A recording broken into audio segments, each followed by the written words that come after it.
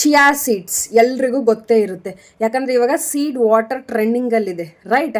So ಈ chia ಸೀಡ್ಸ್ನ ಯಾರೆಲ್ಲ consume ಮಾಡಬೇಕು, ಯಾರೆಲ್ಲ ಕನ್ಸ್ಯೂಮ್ ಮಾಡಬಾರ್ದು, ಯಾವ ಟೈಮಲ್ಲಿ ಕನ್ಸ್ಯೂಮ್ ಮಾಡಬೇಕು, ಯಾವ ರೀತಿ ಕನ್ಸ್ಯೂಮ್ ಮಾಡಬೇಕು, ಸೊ ಇದು ಯಾರಿಗೂ ನಾಲೆಡ್ಜ್ ಇರಲ್ಲ, ಸುಮ್ಮನೆ ತೊಗೊಳ್ತಾ ಇರ್ತಾರೆ.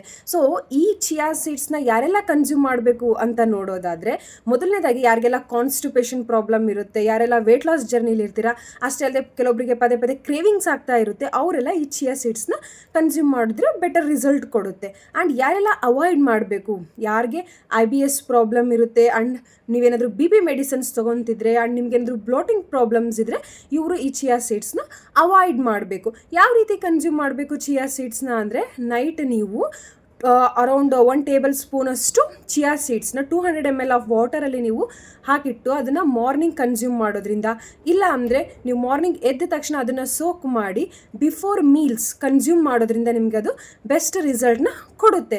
ಬಟ್ ಏನು, ಆ ಸೀಡ್ಸು ಫುಲ್ಲಿ ಎಕ್ಸ್ಪ್ಯಾಂಡ್ ಆಗೋವರೆಗೂ ನೀವು ವೆಯ್ಟ್ ಮಾಡಲೇಬೇಕು.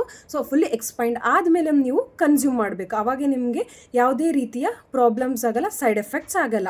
ಐ ಹೋಪ್ ಈ ಇನ್ಫಾರ್ಮೇಟಿವ್ ವಿಡಿಯೋ ನಿಮಗೆ ಇಷ್ಟ ಆಗಿರುತ್ತೆ. ಆ್ಯಂಡ್ ಇದೇ ರೀತಿ ಇನ್ಫಾರ್ಮೇಟಿವ್ ವಿಡಿಯೋಗೆ ನನ್ನ ಪೇಜ್ನ ಫಾಲೋ ಮಾಡ್ಕೊಳ್ಳಿ ಆ್ಯಂಡ್ ನಿಮ್ಮ ಫ್ಯಾಮಿಲಿ ಆ್ಯಂಡ್ ಫ್ರೆಂಡ್ಸ್ಗೂ ಕೂಡ ಶೇರ್ ಮಾಡಿ. Thank you.